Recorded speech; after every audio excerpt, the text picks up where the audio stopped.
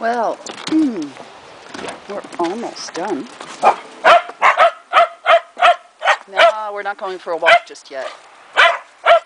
That's a lot of heavy snow. And somebody came to help me.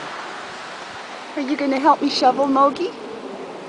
Moggie, don't you look pretty in the snow? You're trying to... It's very damp. You've got wet feet, don't you? You're trying to figure out how to get that door to open up.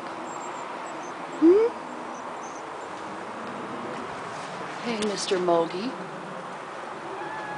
Aw, Moggie spoke. Do it again. Mog. Hey, Mr. Mog.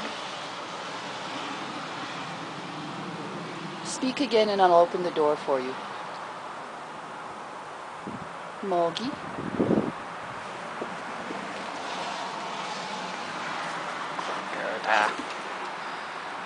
Bambi, eating the snow again?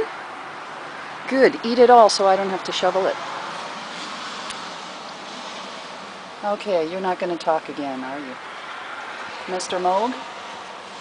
Okay, the magic door will open.